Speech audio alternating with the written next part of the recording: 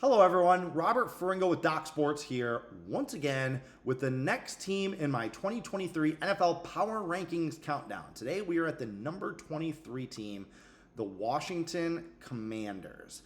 And look, I said it in the article I wrote about them, Washington has already won the NFL season. They're not going to win the Super Bowl, all right, but they already won this year.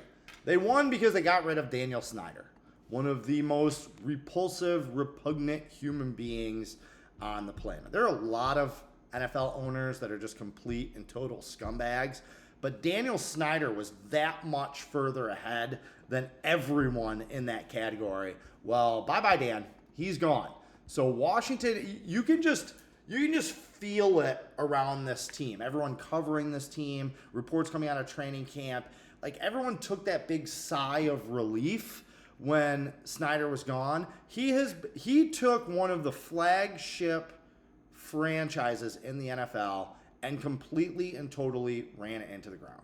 Okay, over the last 24, 25 years, Washington has been completely irrelevant under Daniel Snyder. They perpetually trying to win the offseason, and in doing so, putting out one of the worst teams in football year after year after year, and doing it in just such a perverse, gross way, driving away the fan base, almost threatening to move the team. And not almost, he was threatening to move the team to Virginia. It's been 2 decades of darkness, really, in Washington. So I am happy for them, happy for their fans that they are rid of Daniel Snyder, and hopefully that bad karma coming out from over this team, hopefully that kind of leads to better days. I know that head coach Ron Rivera, he deserves better.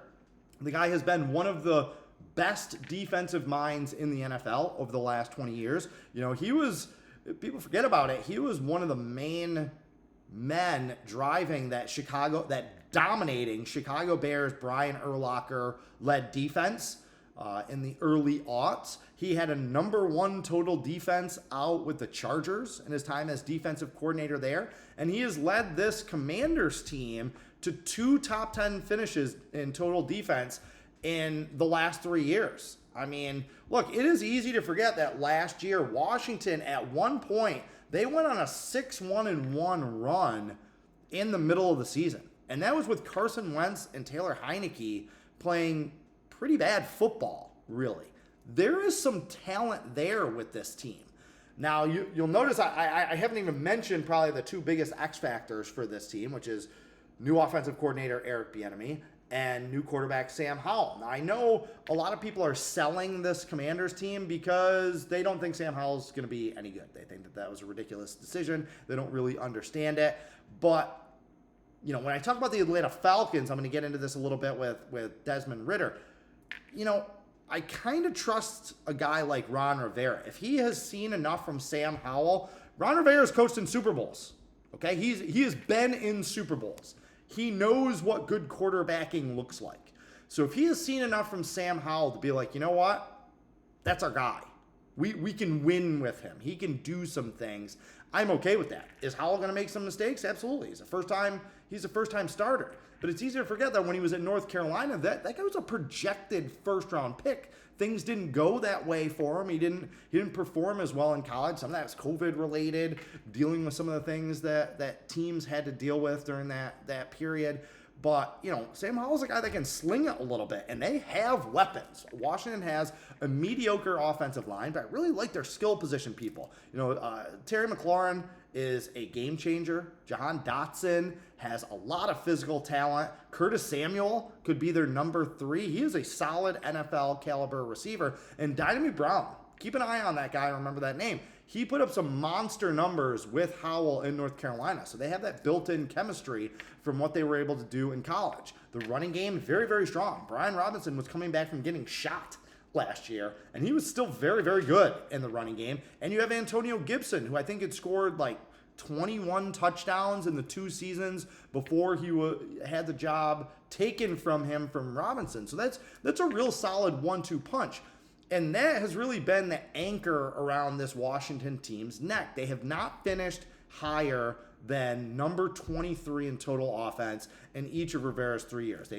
on average, been number 24 in scoring offense and number 23 in total offense. All right. In fact, this franchise has only had one top 10 unit in offense, either in yards or points, in 23 years. That's how bad it has been. That's how long of an offensive drought that we have seen from the Commanders and from this Washington franchise. So, hey, Eric Bieniemy, you want to prove that it's not all about Andy Reid and Patrick Mahomes?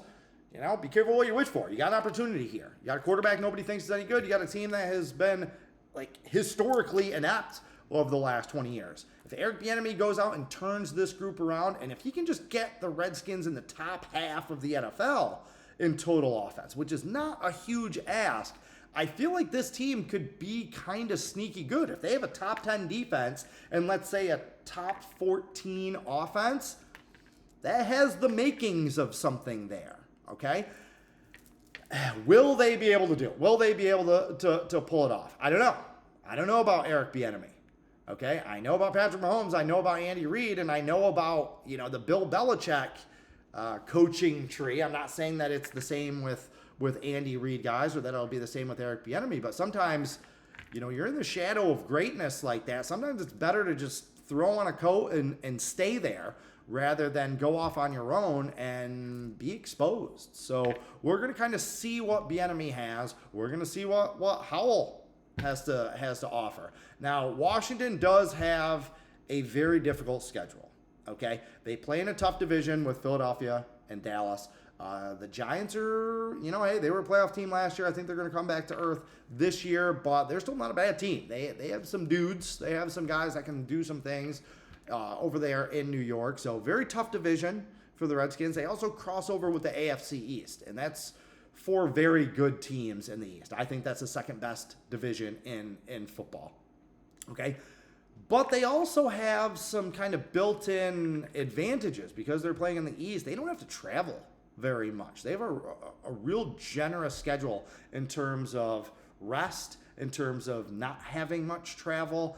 So we could possibly see them pull some things together. I think they're number 3 in the league, maybe, in terms of net rest differential. And they only have 3 trips west of the Mississippi all season long. So that's very manageable, okay? I think this Washington team is going to have some value this year, betting at the window. All right, their Las Vegas season win total is 6.5. I think that's a real good number for this team.